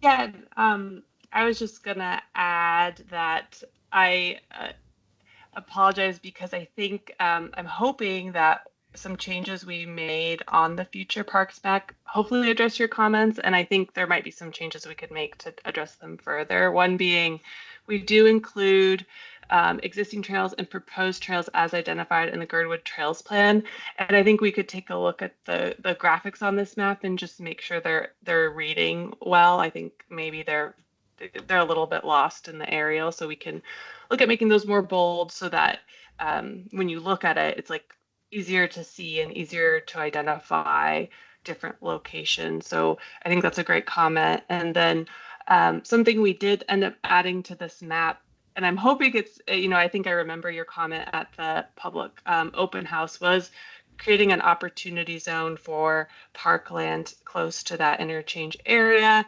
And so that is one of the identified opportunity zones. And in the narrative, we go into a little bit like the idea isn't that it's set in one place, but that it creates opportunity for a park in the future that can serve businesses and residents of that area. So I think that's also a great comment that I'm hoping this future parkland map can address. Thank you, Bree. And Brian. So I'd like to just comment on the plan and the process here, having sat through the entirety of the trail plan process and the Girdwood community plan process. This process was probably one of the most focused collaborations that I've had the pleasure of dealing with here in Girdwood. We had a task of dealing specifically with park planning as it fits into the community plan and as it fits into the trails plan, not necessarily addressing trails plan, letting it be a separate document and letting the community plan be a separate document, and realizing that the parks plan is a supporting document of the comprehensive plan. I appreciated the way that Hubble was able to keep the meetings focused and productive. I feel good that we got pretty good community input on this plan with hundreds of community comments, and I believe that they were all well considered, discussed with the advisory group, and incorporated into the plan as best that we can. And again, this is a 10 to 15 year document giving a high level view of parks planning in Girdwood. And I am looking forward this evening to seeing this plan approved to move forward to planning and zoning. Any other comments? Thank you, Brian. Thank you for all the work as well, Bree and Huddle and Kyle and all the people in the meetings making this come to fruition to this far. So if we're ready, I call for a vote. Sure. Brian Burnett? Yes. Kelly Ocknick? Yes. Mike Edgington? Yes. Brianna Sullivan? Yes. Motion passes 4-0. Thank you. Looking forward to the next planning and zoning. Number 7. Thank you. Thank you, Consider requesting amendment to 2026-0032 to amend AMC 2105 and 21.15 to ease restrictions on agricultural use and food production Anchorage Bowl to include Chapter 9. Girdwood. Mike. Yeah, I'll speak to this briefly. So originally this was planned for assembly action on March the 24th. It got postponed till April the 22nd, so it's happening day after tomorrow. And this would affect the Anchorage Bowl. It turns out that having the changes in Girdwood would have been couldn't actually have been accomplished within that item because it's affecting a different chapter. So the opportunity to amend kind of passed us by. So I've done a little bit of work on what the change, at least the amount of changes that would have to be done to apply something similar to Girdwood. I'm not getting a great sense that there's a big demand or a lot of buy-in from the community. So I didn't go to the point of actually having language put together. And obviously, as has been pointed out, this is my last regular meeting. So I'm gonna suggest we either postpone this until somebody else is willing to take it on, or let this pass us by and address it when we look at a overall Chapter 9 update. So I'm happy to formally do either of those actions depending on the mood of on the feelings of the body. Okay, thank you, Mike. When would a Chapter 9 update maybe happen? Well, it's going to be a fairly significant update, so that's probably in the, optimistically 2 to 3 years, pessimistically a bit longer. Who's the we in that? Who's the we in that? You said when we do a Chapter 9 update, who's the we? Girdwood. Our community. We have it could be initiated by planning, or it can be initiated by GBOS. Okay. It would require funding and quite significant consultant work because of because we are looking at a different way of doing land use regulations. That's a very specialized area, and there aren't that many people in the country who have the skill set. So this would be a fairly significant piece of work, but also very beneficial for us in the long term. What makes you think it's going to happen in the next 2 to 3 years? Is this something you're already working on? It's something I've started looking at grant opportunities, and something I'm going to be interested in pursuing when I'm off GBOS.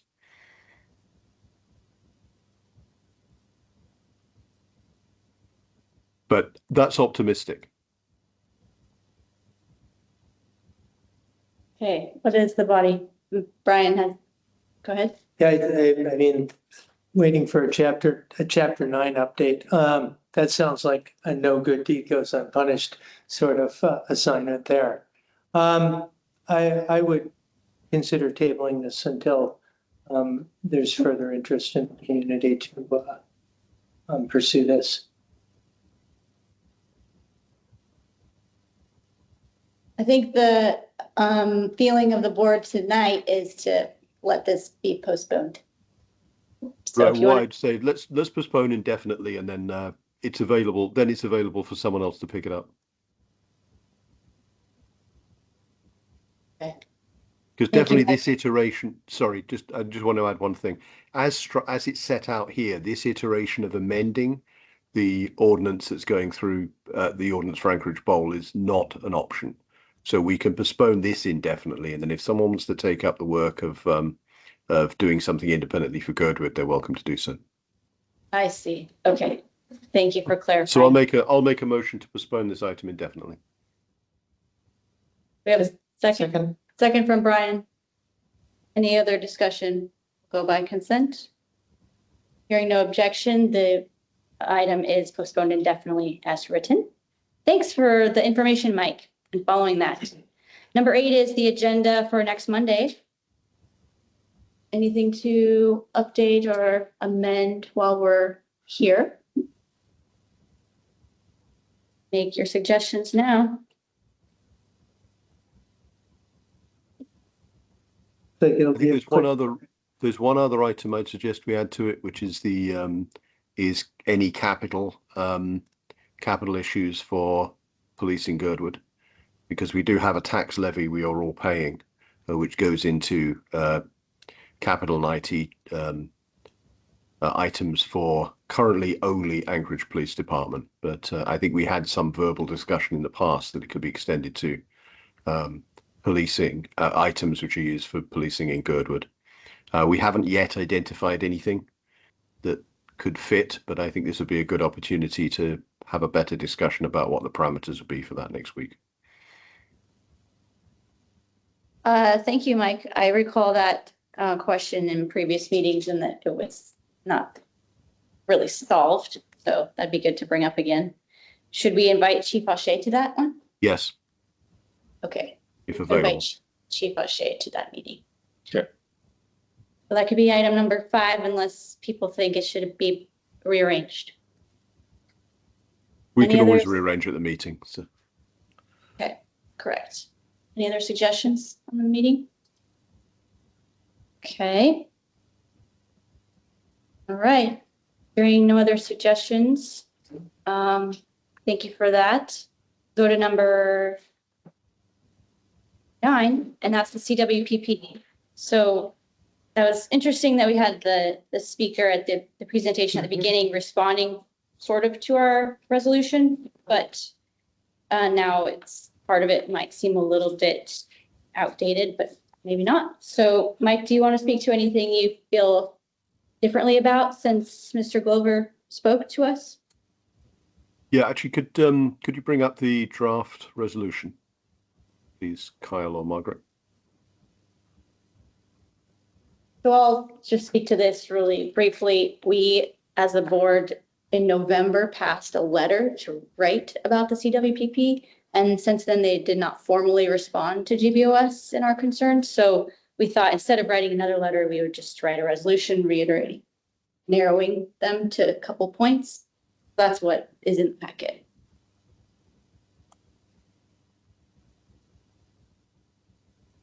Yeah, so basically there's a bunch of background.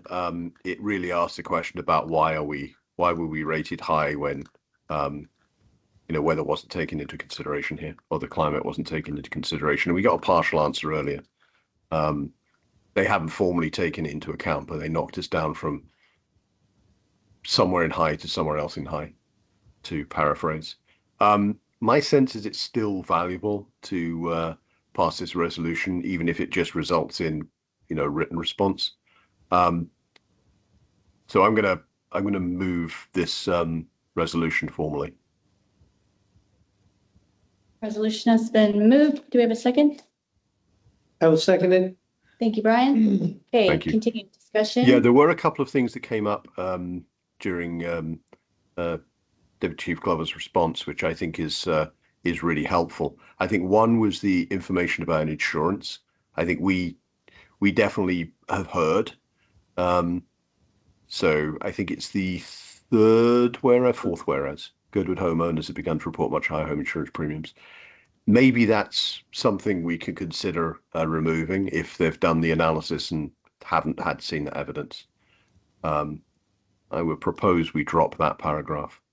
I think otherwise, I would probably be comfortable with this going forward tonight. I mean, I know we did get a response verbally to some of these, and we had the opportunity to ask those, and perhaps again, all we'll get is a written response, just confirming some of that and giving a bit more information. But I think that would be valuable. I believe this should get updated with what we were presented with tonight, because some of this was addressed clearly. And I don't think it's very professional to put in information as fact that we just had contradicted publicly. And so I would suggest it should be rewritten in terms of our actual understanding. I'd also be curious what Kai Holland has to say about it, if we're allowed to call on him, Brianna. I did see his hand up, and I was just waiting for the board to comment first. And we had a motion to remove the fourth whereas, but it could be. Yeah, I'll make that as a formal amendment. So let's remove I would propose an amendment to remove the fourth whereas, because we heard categorically that is not the case. Do you have a second to remove the fourth? I would second that. Second to strike the fourth whereas, and we can continue discussion. Kai, would you like to chime in? Yeah, thanks. I would just like to support what you're doing, looking at some additional areas to continue to work on in CWPP. The Rabbit Creek Community Council outlined 4 areas that they thought that the CWPP, needed to address further, or areas where they felt like the plan didn't fully characterize the challenges within their special planning unit. And I think it's a valuable, place to recognize that the CWPP is, the first iteration of something that hasn't been updated for almost 20 years. And I think what you're raising are some unique issues to the planning unit area, like Rabbit Creek, that we'll need to find a way to continue to keep those opportunities for improvement and perhaps amendment alive and working. For the moment, I'm working through the WUICAT group that Brianna mentioned earlier that she's now joining. And I'm encouraging that group to be a place that is, both supporting the CWPP process and its implementation and its projects, which is a lot of great work going on, but also continuing what that group has uniquely done, which is to kind of, look ahead to additional work and what's next that needs to be done. We got a lot done through that group over the years that led to the CWPP getting done. And I think that group needs to continue to be looking for how to ensure that individual community needs and priorities are getting addressed, and supporting CWPP where it can. So roundabout way of saying, I encourage you to be identifying those unique areas of Girdwood that need additional work. I'm going to send you a copy of the Rabbit Creek letter, so you have that just as a reference point on another community, albeit different geography, but kind of the same issue of how do we build on this plan as opposed to considering it done. Thank you. Thank you, Kai. Margaret? I guess I'm wondering from a different standpoint entirely, why this is a resolution of support when it's actually asking for something and not really supporting. I mean, I think what's been done with the CWPP is a tremendous lift, but I'm not sure that when the people who read this see a resolution of support, they're going to be looking for an ask. And I'm just not certain that this is really a resolution of support so much as a letter that outlines further requests. Yes. Yeah, we didn't title it at all. I didn't. Mike? Yeah, I think the frustration I'm going to express here is we sent a bunch of comments with formal questions back in November and received no response at all until, an hour or so ago. So the letter was I wouldn't say completely ignored. I mean, I think initially we were told it might not be considered at all because it didn't go through their form. But it definitely was not productively responded to. I agree that this might not be a letter of a resolution of support. I'm not quite sure what the right term is, but this is at least a formal ask. And a justification for that ask. So therefore, I think if we go to the last, it's not on the screen at the moment, but the therefore is basically can you justify what the rating that was given? And we heard some verbal description of that earlier, but it wasn't in much detail. And I think that would be better if it was actually properly responded to. Well, as I understand it, JBOS has resolutions of support, letters of non-objection, and letters of objection. And then sometimes you also just write more free-form letters. But I mean, when I read this, it doesn't seem like resounding support. So I agree with that. I think it should just be a letter asking for clarification and trying a different format, which isn't clear about what we're actually doing. I don't think it's effective and powerful. So, I mean, we can title it anything we want, I think. Sorry, is it okay if I speak? Yeah. I think we can title it any way we want. So a resolution to do further analysis of the Girdwood SPU hazard rating would be a title I would be comfortable with. I just still think this needs to be cleaned up to be more accurately representative of what we now understand and written in an actual letter and with like bullet point questions to ask. I Yeah, we don't have one. in this format at all. Brian? So the 4 questions that we asked, I'm having a hard time remembering them. They would probably be in the minutes from the November 25 meeting would be my guess, right? The letter itself is available. Okay, yeah. I have it from Oh, okay. November, but Okay. we did a paragraph and then a list of, Oh, okay, okay, I mean, that's what it looks like. okay. But Okay, great, I thank you. don't know that we had 4-point questions. In the interest of time, I am comfortable with the title Mike said just now because it is summarizing exactly what this is doing, which is just asking for the SBU hazard rating. Or we could do the pass in principle idea for 24 hours. But I don't know that it will change very much.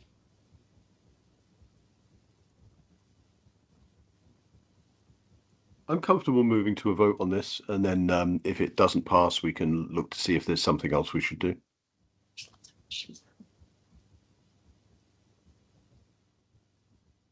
Okay. Actually, I think technically we haven't voted on the amendment. Correct. Correct. So we should vote on the amendment first and then maybe a title. So any other discussion on the number 4th whereas removal? Go ahead. So I think as we move forward, it's one of the things, this memo is very local specific, if you will. And what I've become more aware of is that the fire ratings that we are getting are being driven by national policies. The insurance brokers in Alaska are not setting they're not acting independent of their national headquarters when they are assigning fire ratings for Girdwood. Okay, they are operating at the as their corporate headquarters are telling them. So we do, but having said that, we need to be careful as we are having these sort of designations placed on Girdwood and the impact that it's going to have on us as homeowners and as insurance customers.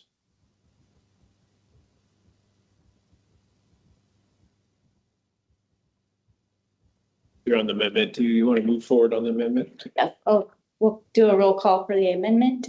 Okay. Brian Burnett? Yes. Kelly Ocknick? Yes. Mike Edgington? Yes. Brianna Sullivan? Yes. The amendment passes 4-0. Thank you for that clarification. Okay. Could we do a title really quick?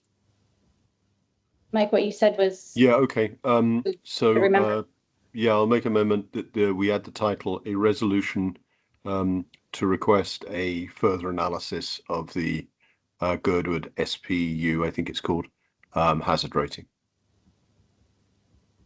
Do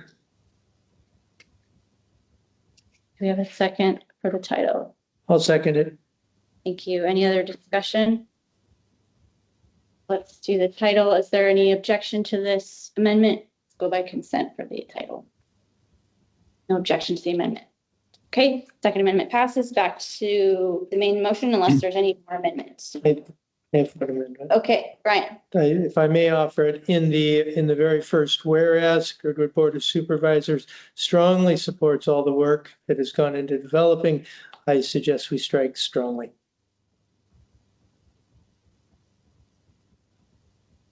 I'll second. Okay, second. I'm fine with that. And that is a little more than just the scribblers. Yeah. So that's good. Any objection to that amendment? We'll go by consent with this one. No objections, so strongly is stricken. Anything else? Okay, back to the main motion of this resolution. Roll call, please. Mike Scott. Mike, Can I just sorry. speak briefly to the main motion? Yes. Yeah, in our letter, we had a number of narrow points and some suggested changing language, but really the two main things were that there was no, the standard way that you calculate risk is you take the probability of something happening and you take the impact of when it happens, and you deal with those two things. And what we heard earlier is a lot of great information about how they dealt with the impact and why impact could be huge here, and no real acknowledgement that the probability of the things happening in the first place is very different here than elsewhere. It looked like there was an after the fact adjustment, sort of informally, but no real attempt, no scientific at least attempt to quantify the risks. And all we're asking is backup, give some backup to why. That's the primary question. And the other secondary thing is the mitigation planning, or the plans for mitigation, I don't think took into account community values at all, our comprehensive plan at all, or in fact really had much of an interaction with the community. I think they were the standard plans they would issue anywhere. The standard recommendations you would do in the hillside or other areas, not tailored at all to Girdwood. So I think those two things still stand as valid questions. And I'm uncomfortable with the fact that the plan was passed really with no discussion about these and no real acknowledgement that it didn't attempt to seriously look at the hazard in Girdwood, or properly look at the hazard in Girdwood, or that looking at the mitigation in the context of the community. So I think having a more formal request to actually do this, to relook at this, is healthy. Thank So you. that's why I will be voting yes. Thank you, Mike, and thanks for your work on this. I also would feel more comfortable if this is formally on a record somewhere, that it goes beyond just a live conversation earlier with Chief Glover. I know a lot of people worked on it, but they used a contractor, and I know it's a lot of work in a brief amount of time based on a deadline to have federal funding options in this 2026 year. And then the Assembly can hopefully do more with the CWPP with the Wildfire Division funding too. So I'll be supporting this. Anything else? Okay, could we have a roll call, please, Kyle? Yes. Brian Burnett? Yes. Kelly Ocknick? No. Mike Edgington? Yes. Rhonda Sullivan? Yes. Motion passes 3-1. Okay, thank you. All right, so new business was already discussed, number 10, the Forest Fair proposal. So it'll be at next month's meeting for the letter of non-objection for the permitting fee. And our new item is about the Parks Master Plan in municipal code for planning and zoning. So we want to just highlight that one more time, Margaret or Kyle. Sure, we're just introducing it tonight that they are changing the ordinance for specifically the Turning an Arm area, and how there's limiting confusion what's going on with regard reviewing park plans for parks located here. So it simplifies the process and moves it forward. So that is coming up, and we'll have more detail on it at the next meeting for you guys' consideration. But it gives you a chance here just to read about it. Okay. Will it directly affect our coming park plan? So It'll be implemented. After this is passed. Oh, okay. Thank you for bringing that to our attention so it can be old business. Anything else? Any reports? I think the motion for adjournment is in order. Second. Moved by Kelly, seconded by Brian, third by Mike. Fourth, we're finished. Thank you. Thanks, everyone. Thanks for an efficient meeting. 9:10. Boom.